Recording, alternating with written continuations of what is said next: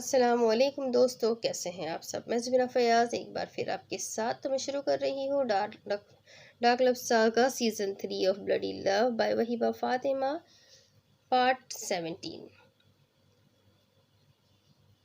احان نے اسے بیڈ پر اتار کر کمرے کا ماحول دیکھا تو دنگ رہ گیا۔ پورا کمرہ آرٹیفیشل فلاورنگ سے انتہائی خوبصورتی سے سجایا گیا تھا۔ جہازی سائز بیڈ کے گرد سفید دبیز جالی دار پردہ تھا۔ وہ جو نشے میں بری طرح جھول رہی تھی، احان کے اس کی جانب بڑھنے پر بدک کر بیڈ کی دوسری جانب اتری اور لڑکھڑاتی دروازے کی جانب بڑھی۔ احان بھننا کر اس تک آیا تھا اور اس کی کلائی جکڑ کر اسے اپنی جانب کھینچا۔ "Hey, what's wrong with you?" احان نے پھر اسے جھڑکنے والے انداز میں کہا۔ "I hate you، بہت برے، سڑیل اور ظالم ہیں آپ۔ ہر مرتبہ میرا دل توڑ دیتے ہیں۔ مجھے نہیں رہنا آپ کے ساتھ۔" وہ مچھلی احان نے اپنے لب بھینچ کر اسے دیکھا اور ایک جھٹکے سے اپنی جانب کھینچا۔ وہ جو پہلے ہی بمشکل ہی اپنے پیروں پر کھڑی تھی، احان کے اس جارحانہ عمل پر لڑکھڑا کر اس کے سینے سے ٹکرائی۔ "اور تم خود، جو ہر مرتبہ میرا مان، میرا غرور توڑ دیتی ہو اساوری شاہ، اس کا کیا؟"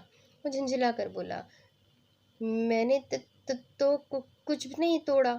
آپ جانتے ہیں میں تو آپ سے بہت بہت محبت کرتی ہوں۔" وہ بمشکل اپنی خمار آلود آنکھیں کھولے اس کی آنکھوں میں دیکھنے لگی۔ تک وہ دو کرتی معصومیت سے بولی تو اس کی کمر پر احان کے ہاتھوں کی گرفت میں بے شمار سختی آئی تھی۔ "کتنی محبت کرتی ہو مجھ سے اساوری شاہ؟" وہ جو احان کے بازوؤں کے سہارے ٹکی ہوئی تھی، احان نے مزید اسے خود میں بھینچتے ہوئے اپنے پیروں پر کھڑا کیا۔ "میں آپ سے اتنی ساری محبت کرتی ہوں۔" اس نے اپنے ہاتھ دائیں بائیں اچھی طرح پھیلا کر اتنی کو لمبا سا کھینچ کر اپنی محبت کا طول و عرض پیش کیا۔ اس دوران اس ہری بلا کے لبوں پر پہلی بار گہری مسکراہٹ مچلی تھی۔ "مگر میں کیسے مان لوں کہ تم مجھ سے اتنی محبت کرتی ہو؟ کبھی ثبوت تو دیا نہیں اپنی اتنی محبت کا۔" احان نے خواہ اسے چھیڑا۔ "کیسے ثبوت دوں آپ کو؟" وہ پوچھ بیٹھی۔ "مجھے پیار کر کے۔" وہ اطمینان سے بولا۔ "میں پیار کرنا چاہتی تو ہوں آپ کو، پر آپ بہت غصہ کرتے ہیں، ڈانٹ دیتے ہیں مجھے۔ سڑیل اور راکشس ہیں آپ۔ میں ڈر جاتی ہوں آپ سے نا۔" اس نے اٹک اٹک کر کہتے اس کی شرٹ کے بٹنوں سے کھیلتی اپنی مشکل بتائی۔ "اچھا، اب نہیں ڈانٹوں گا، I promise۔ اب کرو پیار۔"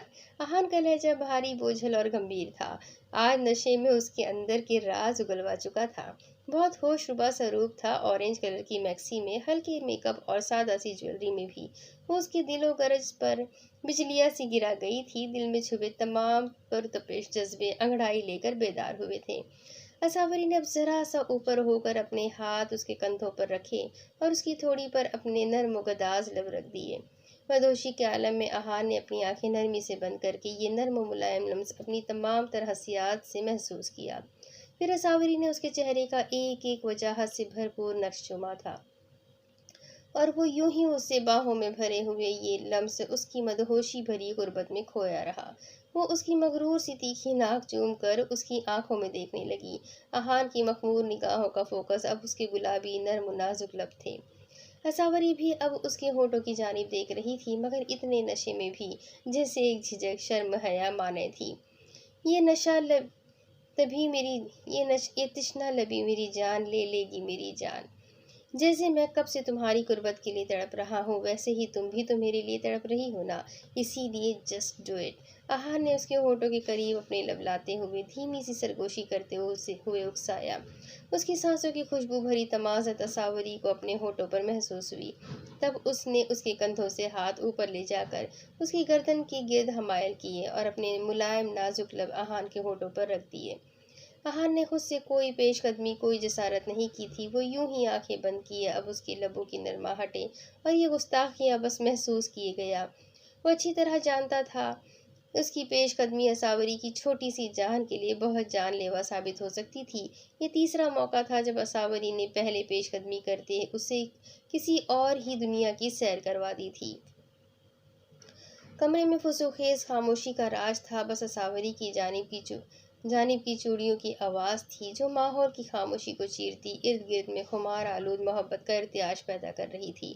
احان نے اسی پوزیشن میں جھک کر اسے اپنی باہوں میں بھرا تھا، اسے بیڈ تک لا کر خود بیڈ پر پشت کے بل نرمی سے گرا۔ اب اساوری اس کے کشادہ سینے پر تھی۔ احان کے ہاتھوں نے اپنی پیش قدمی جاری کر دی تھی، تبھی اس کا دوپٹہ اس کے وجود سے الگ کر کے ایک طرف رکھا۔ احان اب اس کے گداز ہونٹوں پر اپنی شدتیں بکھیرنے لگا تھا۔ آج وہ اپنے اور اس کے بیچ کی ہر دوری کو سمیٹتا، اس کی روح میں سمانے کا ارادہ بنا چکا تھا۔ جب بہت اچانک اساوری کا سر ڈھلک کر اس کے کندھے پر گرا، وہ جو کب سے اپنی آنکھیں کھلی رکھنے کی تگودو میں پاگل ہو رہی تھی، اب بالکل اپنے حواس کھو بیٹھی تھی۔ احان نے ایک طویل سرد سی آہ بھری۔ اساوری شاہ نے ہوش گنوا کر ہمیشہ کی طرح اس کے ہر ارادے کو ٹھینگا دکھا دیا تھا۔ اب وہ اس کی بے ہوشی میں تو اس کی مرضی جانے بغیر اس کا مان اور غرور نہیں توڑ سکتا تھا، تبھی بہت نرمی سے اسے خود سے ہٹا کر بیڈ پر اتارا تھا۔ خود اٹھ کر اس پر کمفرٹر درست کرتے ہوئے اس کے ماتھے پر اپنے لب رکھے، الماری کی سیکرٹ دراز سے فائل لی، ایک نظر اس دشمن جاں کو دیکھا جو اس کے جذبات پوری طرح جگا کر خود اپنے ہوش کھو بیٹھی تھی۔ اب اس کا یہاں سے چلے جانا ہی بہتر تھا۔ تبھی وہ کمرے سے باہر نکلا، ڈور لاک کر کے اس کے قدم باہر کی جانب بڑھ گئے۔ دوسری طرف دیا کے ساتھ جو وہ ناروا سلوک کر چکا تھا، اسی وجہ سے دیا کو اس سے اب خوف محسوس ہوتا تھا۔ اب جب کہ وہ اس کے اتنے قریب ڈریسنگ پر اس کے دونوں جانب دائیں بائیں ہاتھ رکھے اس پر جھکا ہوا تھا، تو دیا کی سانس اس کے سینے میں الجھا گیا تھا۔ پیچھے ہٹیں، ہمیں چینج کرنا ہے۔ دیا نے نگاہیں زمین پر جماتے ہوئے کانپتے سے لہجے میں اس سے التجا کی۔ نہیں ہٹا تو کیا کروں گی؟ ارشد نے سنیمن چباتے یوں ہی اس سے کہا۔ اسے پریشان کر کے اس کا ہونک چہرہ دیکھتے ہوئے اسے اب مزہ آ رہا تھا۔ کچھ وہ اپنے اس قاتل روپ سے اسے چاروں شانے چت کر چکی تھی، تبھی بہانے سے دیدار کرنے کو اسے اپنی باتوں میں الجھا رہا تھا۔ ہم پنکی دادو سے آپ کی شکایت لگائیں گے، وہ پہلو بدل کر بولی تھی، اس آدمی کی نگاہوں کی ہی تاب لانا جو شیر لانے کے مترادف تھا۔ یہ تو بچپن کی عادت ہے تمہاری، شکایتیں لگانا، شکایتی چوہی۔ ارشد نے سکون سے کہا تو دیا کی آنکھیں حیرت سے پھیل گئیں۔ جی بالکل، آپ ہمیں پریشان کرتے تھے تبھی ہم شکایتیں لگاتے تھے، نہیں تو ہمارا دماغ خراب نہیں تھا کہ بے جا شکایتیں لگاتے پھرتے۔ وہ منہ پھلا کر بولی تھی اور ارشد کو اس پر بے اختیار پیار آیا تھا۔ میں کب پریشان کرتا تھا تمہیں؟ بتاؤ ذرا مجھے، کب پریشان کیا میں نے تمہیں؟ ارشد اپنے کرتوتوں سے صاف منہ کرتا ہوا بولا۔ دیا کی آنکھیں پھٹ پڑی۔ جی بالکل، کہیں ایک مرتبہ پریشان کیا ہو تو بتائیں، ہمیں کسی کے ساتھ کھیلنے نہیں دیتے تھے آپ، ہر وقت ہم پر دھوس جماتے رہتے تھے، ہمیں زبردستی کھانا کھلاتے، ہم بیمار ہوتے تب بھی ہمیں آرام نہیں کرنے دیتے تھے، ہمیں کچی نیند سے بھی جگا دیتے تھے اور ڈھنگ سے سونے بھی نہیں دیتے تھے۔ وہ تڑک کر بولتی ہی چلی گئی، یہ جتانے کے لیے کہ وہ اتنی بھی پاگل نہیں ہے، اسے سب یاد ہے اور اس کا دماغ ٹھکانے لگانے کو جو شاید اپنی جگہ سے ہل گیا تھا۔ ارشد اب گہری نگاہوں سے اسے دیکھے گیا۔ دیا کو بہت جلد احساس ہو گیا کہ زیادہ جذباتی ہو کر وہ آخر میں کیا کیا بول گئی ہے، تو اس کی زبان تالو سے چپک گئی۔ اس کا مطلب تمہیں سب یاد ہے بٹر فلائی، کہ میری عادت تھی کہ میں تمہیں سونے نہیں دیتا تھا؟ وہ بوجھل معنی خیز لہجے میں بولتا اس کے پیروں تلے سے زمین کھینچ گیا۔ پیچھے ہٹیں، ہمیں جانا ہے، آپ فلجا کے ساتھ جہاں جانا چاہیں جا سکتے ہیں۔ میرے سامنے کسی اور کا ہاتھ تھام کر اس نے میرے صبر کی بڑی سخت آزمائش لی۔ اب کی بار وہ اپنے لہجے میں ذرا سختی اور ناراضگی لاتے بولی تو ارشد نے اس کی کمر کے گرد بازو حمائل کر کے اسے اپنی جانب کھینچا تو وہ جھٹکے سے اس کے کشادہ سینے سے آ لگی تھی۔ جب اچھی طرح جانتی ہو بٹر فلائی کہ برس ہا برس گزر گئے، لیکن تمہیں اب تک اس بات کا اندازہ نہ ہوا کہ میں فلجا کو ایک سیکنڈ بھی اپنے ارد گرد برداشت نہیں کرتا۔ مجھے تو اس کے جسم کی خوشبو کا نشہ ہے جو میرے سر چڑھ کر بولتا ہے، تو کیوں خواہ اپنا خون جلاتی ہو؟ ارشد کی سانسوں کی تپش اسے اپنے لبوں پر محسوس ہوئی تھی۔ وہ اس کے جارحانہ تیوروں سے اب خوف کھانے لگی تھی، تبھی بری طرح کسمسائی۔ چھوڑے ہمیں۔ اس کے سینے پر ہاتھ رکھ کر اسے خود سے دور کرنے کی کوشش کی، مگر اس کے کستی بازو کی چٹانی سخت گرفت میں مچل کر رہ گئی، جبکہ ارشد اس کی مزاحمت اور اس کے الفاظ پر سر تپا سلگ اٹھا۔ ایسا کیوں ہے دیا؟ کیوں تمہیں میری نزدیکیاں اتنی بری لگتی ہے؟ کیوں میری قربت سے تم خوف زدہ ہو جاتی ہو؟ کیوں میرا چھونا تمہیں برداشت نہیں؟ وہ پھنکار کر بولا تھا اور حسب معمول دیا کی بڑی بڑی سبز آنکھوں میں پانی جمع ہونے لگا۔ اوہ، میں تو بھول ہی گیا، میں ٹھہرا ایک سیاہ کار، ناپاک اور غلیظ انسان، جسے تم جیسی پاک ہستی پاک صاف ہستی اپنے قابل ہی کہاں سمجھتی ہے، رائٹ؟ ارشن کے الفاظ کے ساتھ ساتھ اس کی گرفت میں بھی وحشت بھری سختی آئی تھی۔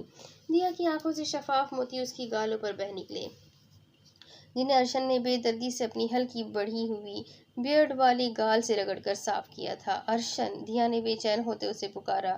نو دیا، نو! ارشن نے درستگی سے اس کی بات کاٹی تھی۔ مجھے تم سے ہمدردی ہے، مگر آج تمہیں اسی گندے اور غلیظ انسان کو برداشت کرنا پڑے گا۔ اس نے جتنے طیش میں کہا تھا، دیا کی تو یوں ہی جان لبوں پر آ گئی۔ دیا کی مزاحمت کے باوجود وہ اسے اپنی باہوں میں بھر چکا تھا۔ ارشن چھوڑے ہمیں، وہ سسکی، مگر اس نے تو جیسے اپنے کان بند کر رکھے تھے، بے حسی کا لبادہ اوڑھے اسے بیڈ پر لٹا کر اس پر حاوی ہوا تھا۔ دیا نے اب اس بے حس سنگلاخ چٹان سے اپنا سر نہ پھوڑنے کا فیصلہ کیا تھا، تبھی اپنے لب اپنے دانتوں تلے بھیج لیے۔ ارشن اس کے چہرے پر جھکا جب آنکھوں سے آنسو بہاتے اس نے اس سے اپنا منہ موڑ لیا تھا۔ بڑی نازک صورتحال تھی اس لہنگے میں، اس رنگ و روپ میں وہ ارشن کو پوری طرح بے بس کر گئی تھی۔ ارشن نے اپنے تشنہ لب اس کی بیوٹی بون پر رکھے تھے، پھر وہ کافی دیر اس کی سانسوں میں اپنی سانسیں الجھائے ہوئے رہا۔ محبت کا جام پینے سے بھی تشنگی مٹائے نہیں مٹتی تھی۔ بہت تکلیف پہنچائی تم نے مجھے، اور اب تک بے تحاشا تکلیف پہنچا رہی ہو مجھے، تم بٹر فلائی۔ تم نے مجھے بے بس کر دیا ہے، ہار گیا ہوں میں خود سے۔ میں اس قدر اذیت میں ہوں کہ اب تو اپنی زندگی ہی بے معنی اور بری سی لگنے لگی ہے۔ ارشن کی آنکھوں سے ایک موتی ٹوٹ کر دیا کے سینے میں جذب ہوا تھا، جبکہ دیا کے چہرے پر اذیت ناک تاثرات تھے۔ وہ اسے کچھ کہنے کا، کچھ وضاحت دینے کا موقع ہی کب دیتا تھا۔ بس ہر دفعہ اپنی منمانی اپنی کہنی ہوتی تھی اس نے۔ وہ اب اسے نرمی سے چھو رہا تھا، اس کے وجود کی مسحور کن خوشبو کو اپنی روح میں اتارنا چاہتا تھا۔ دیا کے رونے میں اضافہ ہوا تھا۔ یہ آنسو بھی اب ارشن کو یہ باور کروا رہے تھے جیسے وہ اسے زبردستی کر رہا ہو۔ ارشن نے اس کا جبڑا بھینچ کر اس کا چہرہ اپنی جانب کیا۔ اپنا آپ برا لگنے لگا ہے مجھے دیا، اپنی زندگی بری لگنے لگی ہے۔ دعا کرو میں مر جاؤں، ان اذیتوں سے تمہاری اور ساتھ میری بھی جان چھوٹ جائے۔ اس کی آنکھوں میں دیکھتے اس نے بڑی عزت سے کہا تھا۔ دیا پھوٹ پھوٹ کر رو دی۔ ارشن بہت تیزی سے اس سے دور ہوا تھا اور اپنی نم آنکھیں شہادت کی انگلی سے صاف کرتا دوبارہ اس کی جانب دیکھے بغیر باہر نکلتا چلا گیا۔ دوسری طرف وہ سب درندے نما شیطان خان شمشان خیل کی دعوت پر اب خیل حویلی کے بیسمنٹ میں بیٹھے تھے۔ زمین کھود لی تھی، پاتال تک کھنگال لیا تھا، مگر سمایا کا کچھ پتہ نہیں چل رہا تھا۔ اوپر سے کسی نے اس کی بیہاف پر کیس بھی کر دیا تھا۔ کیس فائل ہونے کی دیر تھی، ان سب کو ان کی نوکری سے سسپینڈ کر دیا گیا تھا۔ پاکستان کے عدالتی نظام میں ایک بھونچال سا برپا ہو گیا تھا۔ میڈیا حرکت میں آ چکا تھا اور ان پولیس نامی درندوں کی دم پر پاؤں آ چکا تھا، تبھی وہ بھاؤ بھاؤ کرتے سمایا کی بو سونگھتے پھر رہے تھے۔ جب سے شان شمشان خیل کو اس کیس کا پتہ چلا تھا، وہ آرام سے نہیں بیٹھا تھا۔ پھر جب پتہ چلا کہ کیس جزا ٹرسٹ کی جانب سے کیا گیا ہے، شمشان خیل کے سینے پر تو سانپ لوٹ گئے تھے۔ تبھی اب ان درندوں کو یہاں بلایا تھا۔ تعارف کا مرحلہ طے پا گیا تھا، تبھی شمشان خیل کی مکروہ بھاری آواز بیسمنٹ میں گونجی تھی۔ ان سب کا سرغنہ انسپکٹر فیاض زیادہ اچھل رہا تھا کہ اس کی گردن کے گرد زیادہ شکنجہ سخت تھا، مگر شمشان خیل نے اسے تسلی دینے والے انداز میں کہا، جو تم لوگوں کے دشمن ہے وہ ہمارے بھی دشمن ہے، دشمن کا دشمن دوست، اسی لیے میں نے تم لوگوں کو یہاں بلایا۔ اور فکر کی کوئی بات نہیں، وہ جس نے تم لوگوں پر کیس کیا ہے وہ خود ایک ریپسٹ ہے۔ میرے پاس ایک پلان ہے، وہ یہ کہ وہ جو اس ٹرسٹ کا مالک ہے، ہم اس کی عزت کا جنازہ پورے پاکستان کے سامنے نکالیں گے۔ یہ سمجھا کہ ٹھیکیدار سمجھتے کیا ہے خود کو۔ آج سے 25-30 سال پہلے میں نے انہیں کہیں کا نہیں چھوڑا تھا، اب پھر میں ان کا وہ تماشا لگاؤں گا کہ پوری دنیا ان کی عزت کا تماشا دیکھے گی۔ اس ٹرسٹ کے مالک کا نام امن آریان پاشا ہے۔ اپنی ہی بیوی کے ساتھ بچپن میں زیادتی کی تھی اس نے۔ میں نے اس کو پھانسنے کے لیے اپنی ایک لڑکی اس کے پیچھے لگائی ہے، وہ بہت ہی چالاک اور شاطر ہے، ایسے سین بنائے گی کہ عدالت کو ماننا ہی پڑے گا کہ اس نے اس کے ساتھ زیادتی کی ہے۔ تم لوگوں تک پہنچنے سے پہلے میں ان جلادوں کی عزت کا جنازہ نکال دوں گا۔ خان شمشان خیل نے پھنکار کر اپنا غلیظ پلان سنایا۔ ان سب نے اس کی ہاں میں ہاں ملائی اور اب وہ سارے آگے کی پلاننگ میں مصروف تھے۔ دوسری طرف صبح کسی کی نگاہوں کی گہری تپش سے معجزہ کسمسا کر اٹھی، آنکھیں کھولی، کافی دیر خالی الذہنی کی حالت میں چھت کو گھورتی رہی، مگر پھر جلدی احساس ہوا کہ وہ نگاہوں کی مخصوص تپش کے حصار میں ہے۔ تو چھت سے نگاہیں ہٹا کر سامنے دیکھا، وہ یونانی دیوتا سا شخص بلیک 3 پیس میں، ماتھے پر بال بکھرائے، ایک ہاتھ میں مٹھی بنا کر اپنی چن پر رکھے، فرصت سے اسے ہی دیکھنے میں مصروف تھا۔ معجزہ گڑبڑا کر اٹھی، بخار کی حدت کم تھی مگر بخار نے جسم توڑ ڈالا تھا۔ معجزہ نے قریب پڑا دوپٹہ اٹھا کر سر پر اوڑھا۔ امن اپنی جگہ سے اٹھ کر قدم قدم چلتا بیڈ کے قریب آیا، درمیان کی 2 انگلیوں سے اس کے ماتھے پر رکھی۔ تب معجزہ نے بے اختیار اپنی نگاہیں جھکا لی۔ کیسی طبیعت ہے اب معجزہ؟ بیٹر فیل کر رہی ہو؟ ویسے ٹیمپریچر تو نہیں ہے اب، میں ٹھیک ہوں، وہ دھیمے سے منمنائی۔ مس فریال کا فون آیا تھا، پوچھ رہی تھی کہ تم کلاس کے لیے کیوں نہیں آئی۔ میں نے تمہاری طبیعت کے بارے میں انفارم کرتے لیو لے لی ہے تمہارے لیے۔ امن کی بات پر وہ گھبرا کر بیڈ سے نیچے اتری۔ میں ٹھیک ہوں، ضروری ٹیسٹ تھا آج، آپ نے لیو نہیں لینی تھی۔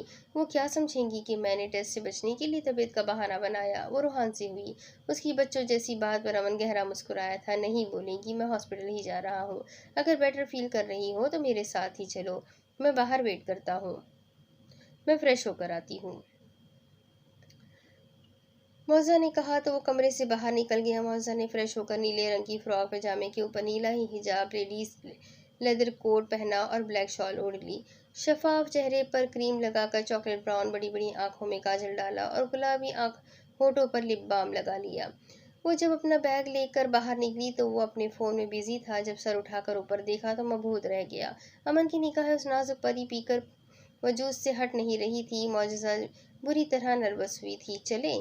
معجزہ نے نگاہیں چرا کر خواہ اپنے بیگ کو دوبارہ چیک کیا۔ چلو۔ امن اٹھ کر کھڑا ہوا اور اس کی ہمراہی میں باہر نکلا۔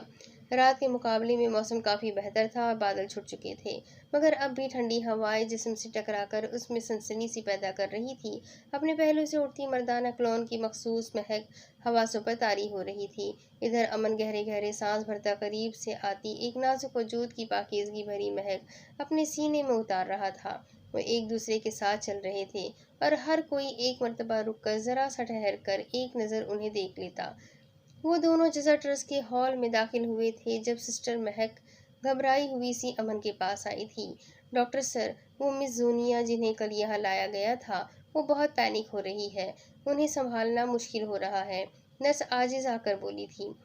معجزہ تم کلاس میں جاؤ، سسٹر چلیے آپ۔ امن کے کہنے پر معجزہ اپنی کلاس میں چلی گئی۔ امن سسٹر مہک کے ہمراہ جنرل وارڈ تک آیا، جہاں کے ایک پرائیویٹ روم سے چیخو پکار کی آواز آ رہی تھی۔ Please save me, help me, مجھے بچا لو، وہ مار ڈالے گا مجھے، وہ عجیب طرح سے چلا رہی تھی۔ امن وارڈ کی جانب آیا تو سامنے سے ہی ڈاکٹر آنم اسی جانب آتی دکھائی دی۔ یہ ہو کیا رہا ہے یہاں؟ اس کیس کی ڈیٹیلز نہیں بتائی گئی مجھے ڈاکٹر آنم۔ امن نے سنجیدگی سے ڈاکٹر آنم سے استفسار کیا۔ مس زونیا چوہان ہیں، مشہور بزنس مین مسز چوہان کی اکلوتی صاحبزادی۔ سگا باپ حیات نہیں ہے، مدر خود بزنس کے سلسلے میں کبھی کسی ملک کبھی کسی ملک میں، تنہائی اور احساس کمتری کا شکار۔ گھر میں سوتیلے فادر نے بدتمیزی کرنے کی کوشش کی، نشے میں دھت جسمانی تشدد کے ساتھ جزا ٹرسٹ کے سامنے سڑک پر ملی۔ آنم نے تفصیل بتائی۔ اس کے علاوہ اور کچھ؟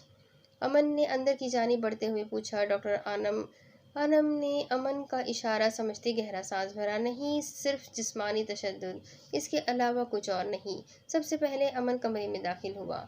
وہ جو کوئی بھی نرسز کی گرفت میں مچل رہی تھی، سامنے نگاہ اٹھی تو پلٹنا بھول ہی گئی۔ وہ اپنی جگہ پر پتھر بنی اپنی جانب آتے یونانی دیوتاؤں سی وجاہت اور رعب رکھے ہوئے ایک شاندار سے شخص کو دیکھ رہی تھی۔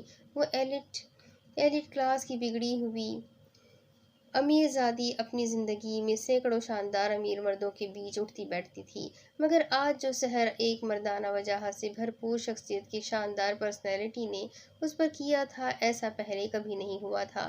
کیسی ہے آپ مس زونیا؟ سسٹر رپورٹس لائیے۔ وہ بیڈ سے 2 قدم کے فاصلے پر کھڑا اب خالص پروفیشنل لہجے میں اس سے مخاطب تھا۔ امن نے ایک مرتبہ بھی اس کی جانب نہیں دیکھا تھا، جبکہ وہ اس پر سے نگاہیں ہٹانا ضروری نہیں سمجھ رہی تھی۔ زونیا نے حیرت سے اس شخص کو دیکھا، وہ جو خود کو حسن کی ملکہ سمجھتی تھی، سامنے یہ کیسا شخص تھا جس نے اس کی جانب دیکھا بھی نہیں تھا اور وہ اس بات کو بھی اگنور کر رہا تھا کہ زونیا مسلسل اسے دیکھ رہی ہے۔ شاید وہ اس چیز کا عادی تھا، شاید اسے عادت تھی خود پر اٹھتی معنی خیز نگاہوں کو اگنور کرنے کی۔ آپ کون ہیں؟ زونیا نے اسے سر تپا بغور دیکھا تھا۔ یہ ڈاکٹر امن آریان پاشا ہے۔ آپ پینک مت ہو مس زونیا، بالکل بے فکر ہو جائے۔ ڈاکٹر امن کے ہوتے ہوئے آپ کو کوئی خراش تک نہیں پہنچا سکتا۔ سسٹر مہک نے اسے تسلی دینے والے انداز میں کہا۔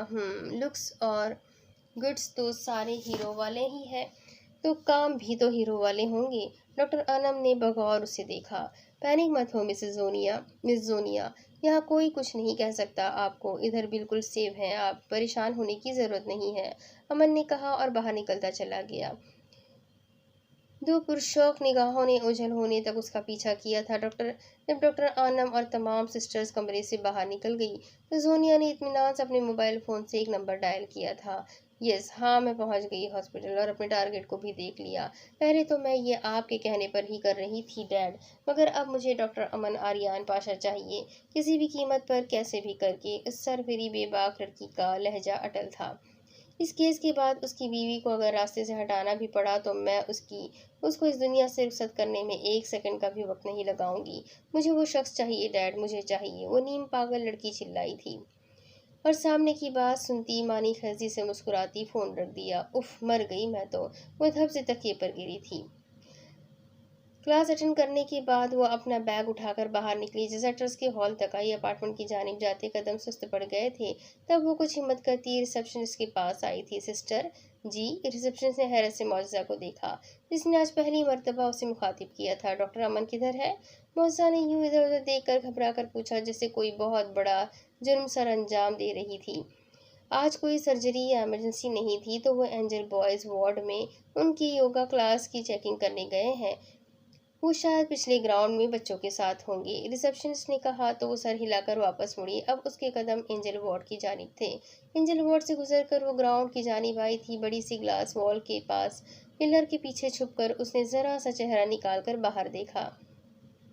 سامنے ہی گراؤنڈ میں ٹین ایج بچوں کے سامنے کوٹ اور شرٹ اتار کر گھاس پر آسن لگائے بیٹھا تھا، ہاتھ گھٹنوں پر رکھے ہوئے تھے اور آنکھیں بند تھیں۔ باقی اس کے سامنے بچے بھی بالکل سیم سچویشن میں پرسکون ہو کر بیٹھے تھے۔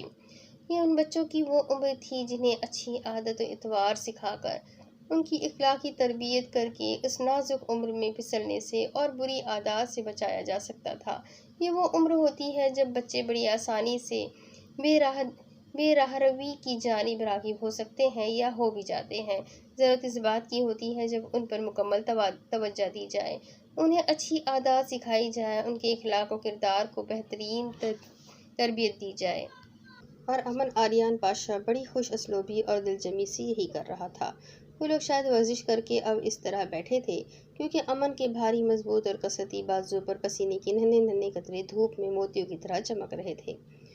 وہ اسے شرٹ لیس محض بنیان میں دیکھ کر شرم سے لال پیلی ہو گئی تھی، مگر پھر بھی یہ نظارہ بے حد حسین تھا۔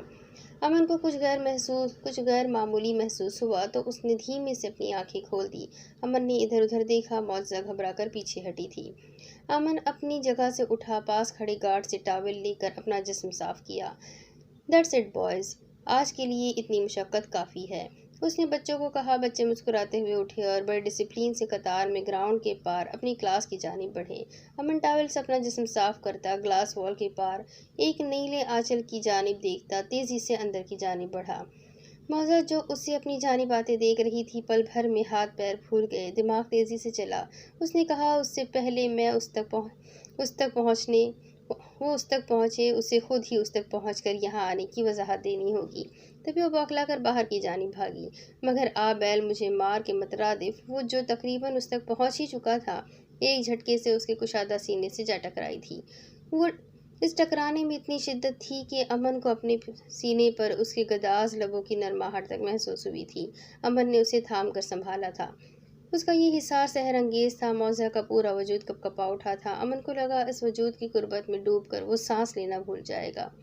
ہے کیا کر رہی ہو معجزہ، گر جاؤ گی۔ کیا ہوا؟ اس کے چہرے کی ہوائیاں اڑی دیکھ امن نے نرمی سے اسے چھوڑ دیا۔ میں آپ سے کہنے آئی تھی کہ میری بابا سے بات کروا دے۔ میں نے کیا تھا تو ان کا فون سوئچ آف تھا۔ مجھے پریشانی ہو رہی ہے۔ وہ ٹھیک تو ہوں گے نا؟ زنبیل میں سے نکال کر ایک سوچا سمجھا سا بہانہ پیش کیا۔ امن نے بغور اسے دیکھا، بلکہ وہ اس پر سے نگاہیں کب ہٹانا چاہتا تھا۔ اپارٹمنٹ جاؤ، میں فری ہوں، آتا ہوں تو بات بھی کروا دوں گا۔ میں ڈر گیا کہ پتہ نہیں اب کیا بات ہو گئی۔ امن نے اس کو نگاہیں جھکائے دیکھ جلدی سے اپنی شرٹ پہنی۔ نہیں، بس یہی بات تھی۔ معزہ نے اپنا بیگ درست کیا اور تیزی سے وہاں سے نکل گئی۔ اب اس کی معنی خیز اور کچھ کھوجتی نگاہوں کا سامنا کرنا پڑا، جو بڑا مشکل تھا۔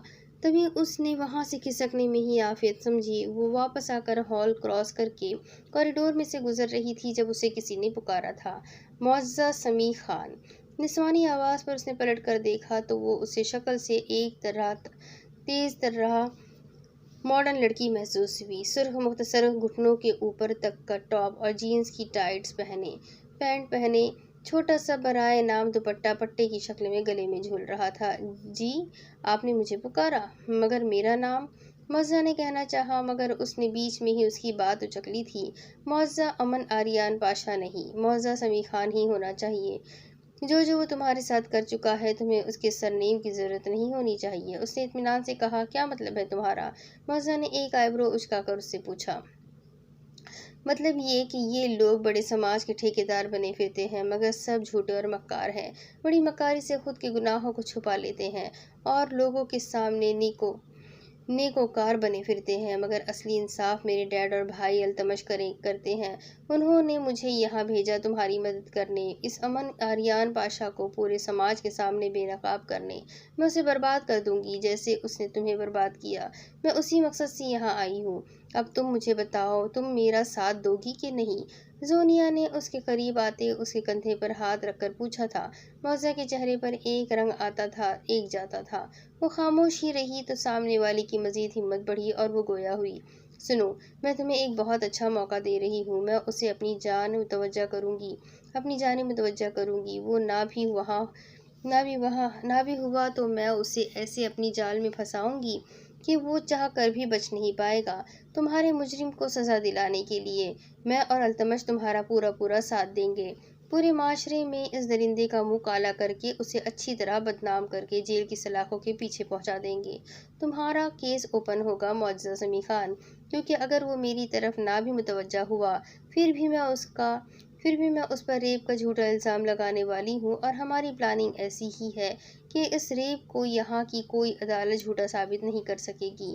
اچھا موقع ہے، تم ہمارا ساتھ دو، اور وہ جو تمہارے ساتھ اتنی درندگی کر کے بڑے سکون سے اپنی زندگی گزار رہا ہے، اس جانور سے اس کا سکون، چین، نیک نامی سب کچھ چھین لو، برباد کر دو اسے۔ تمہارے بابا ان کے وفادار ہیں، انصاف تو انہوں نے بھی نہیں دلایا تمہیں، اور یہ تمہارے بڑے پاپا ہیں تو وہ تو جانور اسی کا خون ہے۔ کسی نے تمہارا ساتھ نہیں دیا، مگر ہم تمہارے ساتھ ہیں۔ میرے پاپا تمہیں انصاف دلائیں گے۔ تم کیس اوپن کرواؤ گی نا؟ اس نے اس کی جانب امید بھری نگاہوں سے دیکھا۔ معزہ نے پہلو بدلا۔ تم فکر مت کرو، کوئی تمہارا کچھ نہیں بگاڑ پائے گا۔ ہم لوگوں کے پاس اس امن آریان پاشا کے DNA سیمپل تک موجود ہے۔ میں ایک پلاننگ کے تحت اسے پھانسنے والی ہوں۔ کوئی اس ریپ کے الزام کو جھوٹا ثابت نہیں کر پائے گا۔ اس نے مکروہ چہرہ بناتے اپنی پلاننگ بتائی۔ معزہ نے فوراً اپنے تاثرات بدلے۔ ہاں، میں یہ کیس اوپن کرواؤں گی۔ میں اسے جیل کی سلاخوں کے پیچھے ہی دیکھنا چاہتی ہوں۔ میں اسے روتا تڑپتا، تباہ و برباد ہوتے دیکھنا چاہتی ہوں۔ معزہ کے نفرت بھرے لہجے پر سامنے والی نے فاتحانہ مسکراہٹ سے اس کی جانب دیکھا۔ وہ مجھے برباد کر کے ایسے کیسے سکون میں ہے؟ میں اس سے اس کا سارا سکون چھین لوں گی۔ معزہ نے کہا تو وہ کھل اٹھی۔ ویری گڈ، مطلب ہم کیس فائل کر دیں، کیونکہ میں آج رات ہی اپنے پلان پر عمل کرنے والی ہوں۔ بالکل، جتنی جلدی یہ کام ہو جائے اتنی جلدی اچھا ہے۔ مگر تم ایک انتہائی بیوقوف لڑکی ہو جو اوور کانفیڈنٹ ہو۔ یہاں ہر طرف کیمرے لگے ہیں، یہ بات بجلی کی طرح اس تک پہنچ جائے گی اور تمہارے سارے پلان ادھر دھرے کے دھرے رہ جائیں گے۔ اسی لیے بہتر یہی ہے کہ تم مجھے اپنا نمبر دو۔ وہ جب ایمرجنسی میں مصروف ہوگا تو میں تمہیں میسج کروں گی۔ مجھے گراؤنڈ میں ملنا اور اپنا سارا پلان سمجھانا۔ جہاں مجھے لگا تمہارے پلان میں جھول ہے اور وہ बच कर निकल सकता है। मैं वहाँ से तुम्हें अच्छे से समझा दूंगी, ठीक है ना? मौजा की सरगोशी पर उसने चुपचाप मौजा को अपना नंबर दिया और वहाँ से चली गई। मौजा खामोशी से अपने अपार्टमेंट चली आई।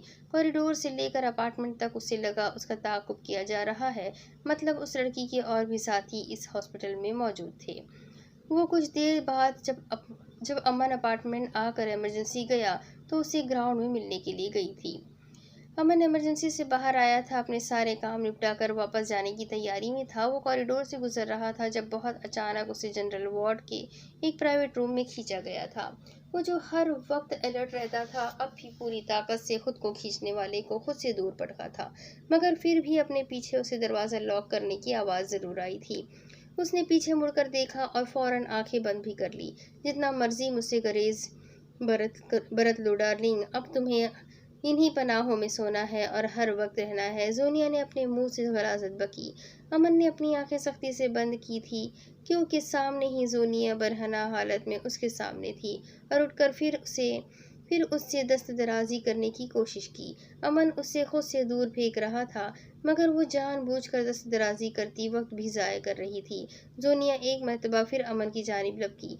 हवस और उस शख्स को पाने की चाह ने उसे अंधा कर दिया था। अब आंखें बंद किए ही अमन के पैर के एक जोरदार ज़र्ब से वो एक धमाके से बेड के पास पड़े साइड टेबल पर गिरी। शीशे का जग और बाकी चीज़ें टूटकर चकनाचूर हुई थी। दुनिया बेड की चादर खींचकर अपने गिर्द लपेटती और बहुत बुरी तरह चीखना चिल्लाना शुरू कर दिया। अमन ने उसकी जानिब से रुख मोड़ लिया था।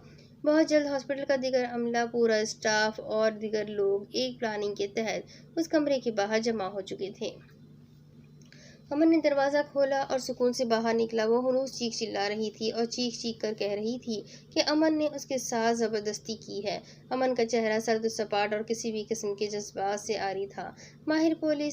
बाहर पुलिस और मीडिया भी यहाँ पहुंचे थे। एक भौचाल बर्पा कर दिया गया था। बात चूंकि मशहूर ज़माने सर्जन अमन आरियान पाशा की थी, तो वाइट पैलेस से पाशा इब्राहिम और सोहम खान का यहाँ आने का इंतज़ार किया जा रहा था। कुछ ही देर में वाइट पैलेस से सब आ पहुंचे थे। वो सब जानते थे एक मर्तबा फिर ये दुश्मन का उनकी इज्जत पर हमला और कारीवार है। अमन ने सबको तहम्मुल का मुजाहरा करने को कहा और अपनी गिरफ्तारी दे दी थी। अभी थाने तक भी नहीं पहुंच पाए थे कि अरशन ने उसकी बेल भी करवा ली थी।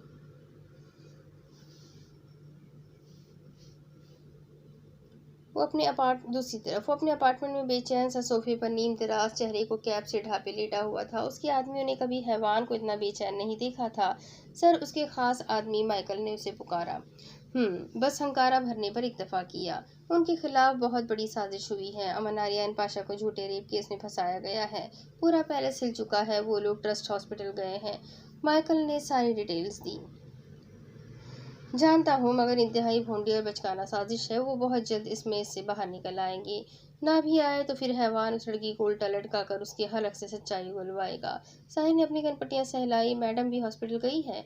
उसने अपनी नीली आंखों को की जमूद को तोड़ते हुए माइकल की जानिब देखते हुए पूछा। नहीं तो सर, वो पैलेस के करीबी शॉपिंग मॉल है, उधर गई है। फ़ोन स्विच ऑफ है, तभी अब तक हॉस्पिटल में हुए हादसे का पता नहीं चला उन्हें। माइकल की बात पर इतनी देर में पहली मर्तबा उसके लबों पर पुरस्कार से मुस्कुराहट रेंग गई थी। वो अपनी जगह से उठा, किधर सर? मैडम को बर्थडे विश करने। सर प्रोटोकॉल ज़रूरत नहीं, मुख्तसर जवाब दिया और लापरवाही से बाहर निकल गया।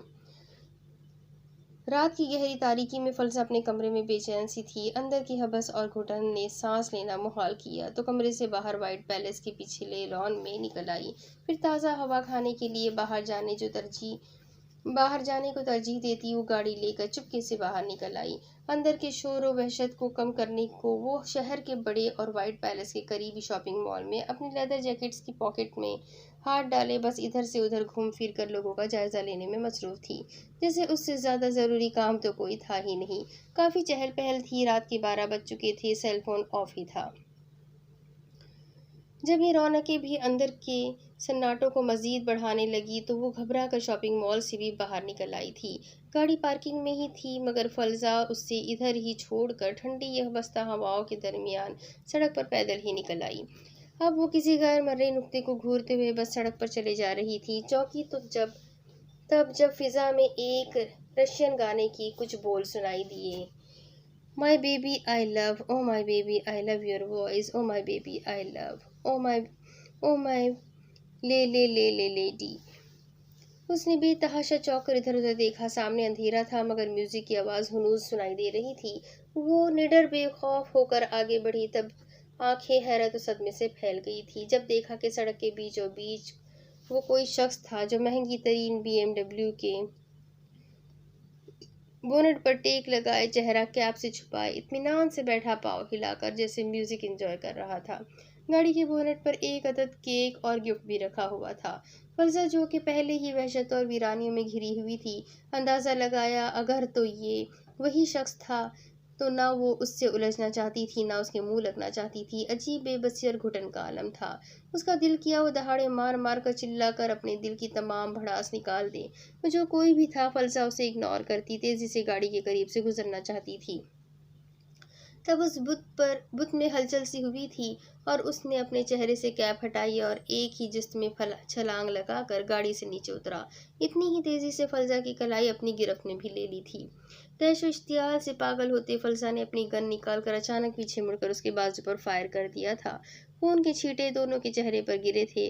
साहिर ने उसकी भी परवाह किए बगैर उसे एक झटके से अपनी जानिब खींचा। फलसा को अपनी कलाई में कोई पिन सी चुभी महसूस हुई। एक मर्तबा फिर वो पैरालाइज हुई थी मगर होश में थी। साहिर ने उसे बाजुओं में भरकर जमीन से ऊपर उठा लिया था। फलसा की आंखों से आंसू टपक कर उसकी शर्ट में जज्ब हुए थे। वो अब उसे उठाए गाड़ी तक लेकर गया था। ऐसा क्यों होता है जी कि मुझे हर मर्तबा तुमसे ज़बरदस्ती करनी पड़ती है? अच्छी बच्ची की तरह मेरी बात क्यों नहीं सुनती हरी टिड्डी? साहिर ने उसके कान में सरगोशी की और उसे गाड़ी के बोनट पर बिठाया। गोली बाजू को छूकर गुजरी थी। उसने तेजी से एक साइड होकर उसका निशाना खता कर दिया था मगर अब उससे इस मामूली जख्म की भी परवाह नहीं थी जैसे जिसमें से भल खून बह रहा था। चलो जी बेबी, मुझे केक खिलाओ, उसने सुकून से कहा। फलसा के जबड़े भीजे हुए थे मगर रूह फड़फड़ा रही थी जैसे। उसने फलसा का हाथ पकड़कर केक काटा था। केक से ली थोड़ी सी क्रीम फलसा के होठों पर लगाई और धीमे से वो क्रीम अपने लबों से चुन ली। बहुत मीठा और मज़े का था केक जी बेबी, साहिर ने कहा और अब गिफ्ट बॉक्स खोलकर उसमें से एक छोटा सा गोल्डन पिंजरा निकाला जिसका डिज़ाइन बिल्कुल लॉकअप जैसा था। उस पिंजरे में बिल्कुल फलसा की शक्ल की एक छोटी सी डॉल कैद थी। अब सारी जिंदगी तुम्हें हैवान के ऐसे लॉकअप में गुजारनी है हरी टिड्डी, उसने बेहद ससराते लहजे में कहा और उसे यूं ही लिए वापस उसकी गाड़ी की तरफ आया। मगर बहुत जल्द साहिर को एहसास हुआ कि उससे चारों जानिब से घेर लिया गया है। हैंड्स अप, माहिर खान के गार्ड्स चिल्लाए थे जो उसके हुक्म पर साहिर नामी हैवान के हादसे के बाद से ही फलसा की हिफाजत पर मामूर किए गए थे। मगर फलसा इस बात से अनजान थी। अगर अपनी जान प्यारी है तो मैडम को उनकी गाड़ी की पिछली सीट में डाल दो और हाथ ऊपर करके पीछे हटो, गार्ड्स ने कहा तो साहिर ने शराफत का मुजाहरा करते उसे गहरी निगाहों से देखते उसकी गाड़ी में डाल दिया जो अब अपने जिस्म को कुछ कुछ मूव कर पा रही थी। साहिर ने हाथ गर्दन के पीछे बांध लिए। चेक करो मैडम ठीक है, एक गार्ड ने दूसरे नकाबपोश को कहा।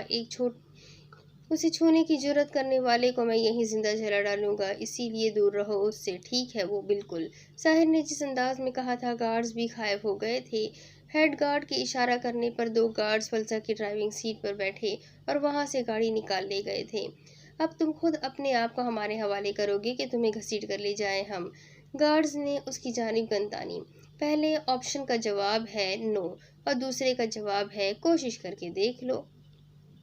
साहिर ने इत्मीनान से लबों में सिगरेट दबाई थी। गार्ड उसकी जानिब लपके मगर बहुत जल्द जमीन पर ढेर हो गए। वो इत्मीनान से उन पर अलाइज डेनिम बेहोश गार्ड उन पैरालाइज नीम बेहोश गार्ड्स के बीच में से निकलकर अपनी गाड़ी की जानिब चला गया था। वो सब इस वक्त जजा ट्रस्ट के कॉन्फ्रेंस रूम में मौजूद थे। बादशाह इब्राहिम गम गुस्से से सुर्ख पड़ता बेचैनी से इधर उधर टहल रहा था। आर्यान का फ़ोन रिंग हुआ था। कोई अननोन नंबर था। उसने यस करके कान को लगाना चाहा मगर बादशाह इब्राहिम ने फ़ोन स्पीकर पर डालने का इशारा किया था। फ़ोन में से सैफ अली की मकरूह आवाज़ गूंजी थी। कैसे हो आर्यान पाशा इब्राहिम, ये वाला दाव कैसा लगा? बहुत पुरानी हार का बदला चाहिए بہت پرانی ہار کا بدلہ چاہیے تم سے۔ جانتا ہوں جلاد کافی مصروف رہتے ہیں، اسی لیے زیادہ وقت برباد نہیں کروں گا میں تمہارا۔ اس کیس سے بچنے کے لیے ایک ڈیل، صرف ایک مرتبہ بولوں گا، نہیں تو کل کورٹ میں ہی ملاقات ہوگی۔ زونیا کو تمہارا بیٹا امن آریان پاشا چاہیے، اس کی پہلی بیوی سے اسے طلاق دلا کر میری بیٹی سے نکاح کروا دو، اور معزز سمیع خان کا نکاح میرے بیٹے التمش سے ہوگا۔ سیف نے اطمینان سے کہا، اور تمہیں یہ لگتا ہے کہ تم ہم سے تمہاری شرائط پر کوئی ڈیل کرو گے اور ہم مان لیں گے؟ ہاں ہاں ہاں۔ سیف علی، اب تک بے احمقوں کی جنت میں رہتے ہو، یا یہ سب جو تم سوچ رہے ہو محض کسی دیوانے کا خواب ہی ہو سکتا ہے؟ اسی لیے کوئی ڈیل نہیں ہوگی، مگر جس طرح تم نے کئی مرتبہ ہماری عزت اچھالنے کی کوشش کی، اب تمہاری عزت کا جنازہ ضرور نکالیں گے جلاد، اور یقین کرو ہمیں اس کے لیے تمہاری بیٹی کا سہارا بالکل نہیں لینا پڑے گا۔ اور ایک بات اور، اپنے اتنے گھناؤنی سازش کی تکمیل کے لیے اپنی بیٹی کی عزت کو دو کوڑی کا کرنے اور کسی نامحرم کے سامنے اسے برہنہ کرنے پر اگر ذرا سی بھی غیرت تم میں موجود ہے تو چلو بھر پانی میں جا کر ڈوب مرو۔ آریہ نے سکون سے کہا تو سیف کے سینے پر سانپ لوٹ گئے۔ ٹھک سے فون رکھ دیا۔ وہ سب کچھ نہ کچھ کر رہے تھے، کوئی فون پر بات کر رہا تھا تو کسی نے ہاسپٹل کے سب کیمرے کھنگال مارے تھے، مگر حیرت انگیز طور پر جنرل وارڈ کے اس روم کی کوئی فوٹیج موجود نہیں تھی۔ یہ بہت بڑا گیم پلان تھا، سوچی سمجھی سازش۔ پورے ہال میں ایک غیر معمولی سی ہلچل اور بے چینی سی تھی، سب کے چہروں پر غم و غصے کے تاثرات تھے۔ ایک امن آریان پاشا تھا جو مخصوص اسٹائل میں مٹھی بند کیے، مٹھی کی پشت ہونٹوں پر رکھے، خاموشی سے ان سب کی جانب دیکھ رہا تھا جو جانے کیوں مگر سمندر کی طرح پرسکون اور خاموش۔ آخر آریان ہی اس کے سر پر پہنچا تھا۔ تم ایسے منہ لٹکا کر کیوں بیٹھے ہو امن، یا یوں خاموش کیوں ہو؟ یہاں ہم سب جانتے ہیں کہ یہ ایک سازش ہے، ہمیں تم پر پورا بھروسہ ہے۔ سیف علی فون کر کے بکواس نہ بھی کرتا تو بھی ہمیں تم پر اعتبار تھا امن، تو اس خاموشی کا مطلب؟ آریان نے اسے کندھے سے ہلا کر کہا تو امن نے آریان کا ہاتھ تھاما تھا۔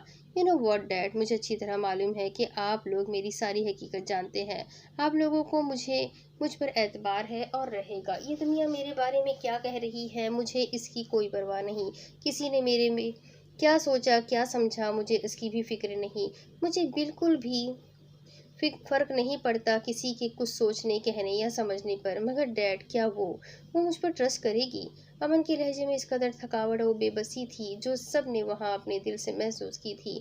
پاشا ابراہیم نے اسے دیکھ کر اپنی کنپٹیاں سہلا کر اندر اٹھتے غم و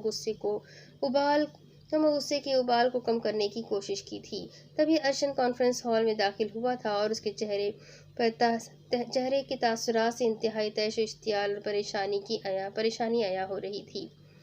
کیا ہوا ارشن، کیا بات ہے؟ مہابیر نے ہی پوچھا تھا۔ ڈیڈ، زونیا سیف علی کی جانب سے جو کیس فائل ہوا ہے اس کے ساتھ ہی ایک اور کیس فائل ہوا ہے جس پر معزہ کے سائن ہیں۔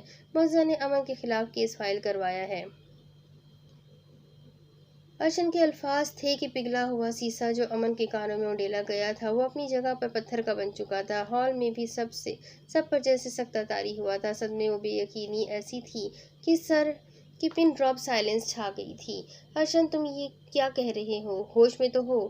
پاشا ابراہیم دہاڑا تھا۔ میں ٹھیک کہہ رہا ہوں بڑے پاپا، ارشن نے اپنے لب کچلتے ہوئے کہا۔ میں ابھی معزہ سے بات کرتا ہوں، پاشا ابراہیم چلایا جب امن نے انتہائی بے تاثر، بے لچک اور بے سرد لہجے میں کہا۔ نو بڑے پاپا، اس سے کوئی کچھ نہیں کہے گا، نہ کوئی کچھ پوچھے گا، نہ کوئی وضاحت طلب کرے گا۔ یہ اس کا حق ہے کہ وہ اپنے مجرم کو سزا دلوائے۔ ایک ریپسٹ کو تو عبرتناک سزا ملنی چاہیے، جیل کی سزا تو کافی کم ہے۔ میں تیار ہوں اس سب کے لیے، یہ میرا آخری فیصلہ ہے، اسی لیے میں بار بار کہہ رہا ہوں کہ اس سے کوئی کچھ نہیں کہے گا، امن نے کہا اور وہاں سے نکلتا چلا گیا۔ پیچھے سب جیسے پتھرا سے گئے تھے۔ اس گہری تاریک رات کے ساتھ وہ قطرہ قطرہ موم بن کر پگھلا تھا۔ آج یوں محسوس ہو رہا تھا کہ دل غم سے پھٹ جائے گا۔ اذیت پورے جسم کے لہو میں زہر بن کر پھیل رہی تھی، گلے میں پھندا سا اٹکا ہوا تھا۔ تہجد کی نماز ادا کرنے کے بعد اب جائے نماز پر آنکھیں موند کر بیٹھے امن آریان پاشا نے آج پھر اپنی قسمت سے بری طرح شکست کھائی تھی۔ جیسے آنسو قطار در قطار جائے نماز پر گر رہے تھے۔ آج اس نے اپنے رب سے کچھ نہیں مانگا تھا سوائے اس کے کہ وہ اپنے مقصد میں کامیاب ہو جائے، اسے کامیابی ملے، بس اس کے حق میں دعائیں مانگی تھی۔ آخر وہ جائے نماز سے اٹھا اور آ کر دھیمے سے راکنگ چیئر پر بیٹھ گیا۔ کچھ گناہ ایسے ہولناک ہوتے ہیں جو زندگی بھر آپ کا پیچھا نہیں چھوڑتے، چاہے وہ انجانے میں ہی کیوں نہ ہوئے ہوں، توق کی طرح آپ کے گلے میں پڑے رہتے ہیں، زندگی پر سیاہ سائے کی طرح آپ کے ہمراہ رہتے ہیں، جو سائے یا تاریکی میں تو آپ سے الگ ہو سکتے ہیں، مگر روشنی میں روز روشن کی طرح عیاں ہوتے ہیں، عمر بھر آپ کو آئینہ دکھانے کے لیے۔ آپ کے وجود پر لگے کچھ داغ آپ کا زندگی بھر پیچھا نہیں چھوڑتے، چاہے آپ نے عمر بھر کی ریاضت اور ندامت کے اشکوں سے انہیں دھونے کی کوشش کی ہو، مگر وہ پھر بھی آپ کی قبا کا حصہ رہتے، آپ کے دامن سے لپٹے رہتے ہیں۔ امن نے ایک جگہ پر اپنی نگاہیں مرکوز کیے ہوئے تھا، آج پھر قسمت نے اسے 10-12 برس پہلے کے اس تاریک دن میں لاپٹکا تھا، جس سے نکلنے کے لیے اس نے برسوں ریاضت کی تھی، مگر اس کی ریاضت دھول ہو گئی تھی۔ تیرے درد سے دل آباد رہا، کچھ بھول گئے کچھ یاد رہا، جانے وفا تجھ کو کیا دے، دل کہہ رہا ہے دعا دے۔ ارماں بجھے ہیں سپنے دھواں ہیں، مر مر کے ہم تو زندہ یہاں ہیں، بے خودی میں ہم کھو گئے پھر جدا تجھ سے ہو گئے، چاہت کا جہاں برباد رہا، کچھ بھول گئے کچھ یاد رہا۔ شاید اللہ تعالیٰ نے اس کی توبہ اب تک قبول نہیں کی تھی، اگر کی ہوتی تو آج اس کا دل انجانے میں کیے گئے امن آریان پاشا کے فعل پر اسے معاف کر چکا ہوتا اور اس کی جانب سے صاف ہوتا، مگر ہوتے ہیں کچھ لوگ جو بڑے بد نصیب تھے، جو قرار تک نہ پہنچے، در یار تک تو پہنچے، دل یار تک نہ پہنچے۔ اپارٹمنٹ میں آج دہشت ناک سا سناٹا طاری تھا۔ وہ دبے قدموں اپنے کمرے سے باہر نکلی تھی۔ آج وہ شام سے اپارٹمنٹ میں نہیں آیا تھا، اس نے کھانا بھی نہیں کھایا تھا، جانے اس پر کیا گزری ہوگی۔ منجلے پیر کی بلی کی مانند پورے اپارٹمنٹ میں چکراتی پھر رہی تھی، ایک بند دروازے کو انتہائی بے سکونی اور بے چینی سے دیکھا، دل کیا بے دھڑک اس کے پاس چلی جائے اور اسے سب بتا دے، مگر دشمن نے بہت تیزی سے اپنی دانش میں جلادوں کو سوچنے سمجھنے کا موقع دیے بغیر ان پر کاری وار کیا تھا۔ اسے زونیا سے پتہ چلا تھا کہ انہوں نے اپارٹمنٹ کے تمام کیمروں پر بھی دسترس حاصل کی ہوئی ہے، تو کیسے کوئی غلطی کر کے ان کو بچ نکلنے کا موقع دے دیتی۔ تبھی صبر کے گھونٹ بھر کر اپنے کمرے میں چلی گئی، مگر نیند آنکھوں سے کوسوں دور تھی۔ فلزا جو کہ راستے میں پوری طرح بے ہوش ہو گئی تھی، جزا ٹرسٹ جنرل وارڈ کے روم میں دھیمے سے آنکھیں کھولی تو خود پر اپنے ڈیڈ کو جھکے پایا۔ پرنسس، ماہر خان نے اسے پکارا تو بے اختیار اپنے ڈیڈ سے لپٹ گئی، ہزار ضبط کے باوجود آنکھیں نم ہوئی تھی۔ کیا ہوا ہے میری پرنسس کو؟ ماہر خان نے اس کے بالوں میں ہاتھ پھیرا، اس نے فوراً خود کو کمپوز کیا تھا۔ کچھ نہیں ڈیڈ، بس دشمن کے اچانک ہوئے حملے سے بے ہوش ہو گئی تھی۔ تمہیں یوں اکیلے اچانک اتنی رات کو گھر سے نہیں نکلنا چاہیے تھا شیرنی۔ ماہر خان کا لہجہ ناراض سا تھا۔ ڈیڈ، شیرنی بھی کہتے ہیں اور ایسی باتیں بھی کرتے ہیں، عجیب۔ اس نے منہ بنایا، مگر ماہر خان کے چہرے پر واضح پریشانی کے تاثرات نے اسے حیرت زدہ کیا تھا۔ کیا بات ہے ڈیڈ، آپ پریشان لگ رہے ہیں، اور ہم جزا ٹرسٹ کیا کر رہے ہیں؟ امن کدھر ہے؟ کیا ہوا ہے؟ اس نے ایک ہی سانس میں کئی سوال پوچھ ڈالے، پھر ماہر خان نے اسے تمام تفصیلات سے آگاہ کیا۔ فلزا پھٹی پھٹی آنکھوں سے انہیں دیکھے گئی۔ وہ ایسا کیسے کر سکتی ہے ڈیڈ؟ فلزا چیخی۔ وہ ایسا کر چکی ہے، اسے شاید زونیا نے بہکایا ہے۔ ایک فوٹیج میں اسے زونیا کے ساتھ بات چیت کرتے دیکھا گیا ہے۔ وہ اب تک شاید امن کو معاف کر ہی نہیں پائی، اور اس سے ابھی تک اسٹل نفرت ہی کرتی ہے، تبھی تو اتنا بڑا قدم اٹھا گئی اس کے خلاف۔ ماہر نے افسوس سے کہا، میں اس لڑکی کو جان سے مار دوں گی ڈیڈ، فلزا پھنکاری تھی۔ خبردار فلزا، امن نے اسے کچھ بھی کہنے سے منع کیا ہے، اسی لیے اسے کچھ نہیں کہنا۔ ماہر نے سنجیدگی سے کہا، امن تو پاگل ہو چکا ہے، مگر میں نہیں ڈیڈ، میں اس سے ایک مرتبہ تو لازمی پوچھوں گی کہ یہ سب کرنے کی اس کی ہمت کیسے ہوئی۔ فلزا کا غیظ و غضب کسی صورت کم ہونے کا نام نہیں لے رہا تھا۔ رات کی طرح یہ دن بھی بے حد بوجھل سا طلوع ہوا تھا۔ معزہ بیزار سی شکل بنائے اپنے بستر سے اٹھی تھی، جلدی سے فریش ہو کر باہر نکلی، تبھی اپارٹمنٹ میں ارشد داخل ہوا تھا۔ ایک سرسراتی سی نگاہ اس بے حس لڑکی پر ڈالی اور اسے مخاطب کیے بغیر کسی سلام دعا کے امن کے کمرے کی جانب بڑھ گیا۔ اس نے اندر داخل ہو کر دھاڑ سے بند بھی کر لیا۔ معزہ کا دل کانوں میں دھڑکا، وہ جانتی تھی اس کی وجہ سے کوئی اس سے کچھ نہیں کہے گا، مگر اب وہ کن آنکھوں سے اس بند دروازے کو دیکھ رہی تھی، عجیب بے کلی سی تھی۔ وہ کچن میں گئی تھی، بریک فاسٹ کے کے لیے چائے چولہے پر چڑھائی اور سلائس گرم کرنے لگی۔ بار بار نگاہ ایک بند دروازے پر جا کر ٹھہر رہی تھی، پھر اندر سے اونچی اونچی آواز میں بہت مباحثہ شروع ہوا تو وہ بوجھل قدموں سے لاؤنج میں چلی آئی، مگر اندر سے جو آوازیں، جو باتیں اسے سنائی دی، معجزہ کا کلیجہ منہ کو آ گیا۔ پورا وجود سماعتیں بن کر ایک آواز کو سننے لگا۔ آج پھر اس شخص کے ہر لفظ، ہر عمل سے بہت چھوٹا کر دیا تھا، بھاری بوجھ تلے پھنسا دیا تھا اسے، یا پیروں تلے سے زمین کھینچ لی تھی، یا اپنے ہر عمل سے اس پر آسمان تنگ کر دیا تھا۔ ابھی وہ کچھ اور سنتی جب مہابیر اپارٹمنٹ میں داخل ہوا اور حسب معمول اس کی جانب دیکھے بغیر وہ بھی اسی کمرے میں داخل ہوئے تھے۔ ارشد اس کے کمرے میں داخل ہوا تو راکنگ چیئر پر بیٹھا ہنوز کسی غیر مرئی نقطے کو وہ گھور رہا تھا۔ آنکھیں شب فراق کا کم سناتی لال لہو رنگ میں رنگی ہوئی تھی، ہلکی بڑھی بیئرڈ اور ملکت جیسا حلیہ، ماتھے پر بکھرے سیاہ سوگوار طاری کرتے گھنے بال، مردانہ شال کندھوں پر ڈالے وہ وجیح شخص برسوں کا تھکا ہارا مسافر لگ رہا تھا۔ ارشد نے اس کی ابتر ایسی ٹوٹی بکھری حالت دیکھ اپنے لب بری طرح کچلے۔ کمرے میں کسی کی موجودگی محسوس کر کے وہ چیئر سے اٹھا تھا۔ صبح ہو گئی امن، لیکن میری زندگی میں اب ہمیشہ تاریک شام غروب ہو گئی ہے نا بھائی؟ امن نے سرد آہ بھری۔ اگر وہ تمہاری سانسوں کے لیے اتنی ضروری نہ ہوتی تو آج ایک جلاد اپنے ہاتھوں سے ناحق ایک جان ضائع کر چکا ہوتا۔ ارشد نے دانت پیس کر کہا، ایگری کرتا ہوں آپ کی بات سے۔ امن نے سادگی سے قبول کیا۔ کاش وہ میرے زندہ رہنے کے لیے اتنی ضروری نہ ہوتی تو آج میں اتنی تکلیف میں نہ ہوتا۔ امن نے اپنی بے بسی کھلے دل سے قبول کی۔ کیا اسے تھوڑا سا بھی اپنے دل سے اتار نہیں سکتے امن؟ ارشد نے اپنی انگلیوں میں اپنا اسکیلپل گھماتے ہوئے کہا، جبڑے بھیجے ہوئے تھے، ماتھے کی رگیں پھولی ہوئی تھی، عجیب بے بسی کا عالم تھا۔ کیا آپ ہی کو اتار پائے اپنے دل سے اب تک بھائی؟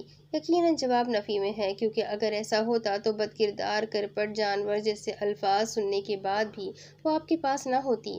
امن نے سکون سے کہا اور اٹھ کر ڈریسنگ کی جانب گیا۔ اچھا ایک کام کریں، میں نے معزز امن آریان پاشا کی جانب سے ایک لائر ہائر کرنا ہے، اسی لیے میں چاہتا ہوں کہ یہ کیس آپ ہینڈل کریں۔ ارشد نے خونخوار نگاہوں سے سامنے کھڑے اس ڈھیٹ آدمی کو دیکھا جس کی آنکھیں بے تحاشا رونے کے بعد سرخ پڑ چکی تھی۔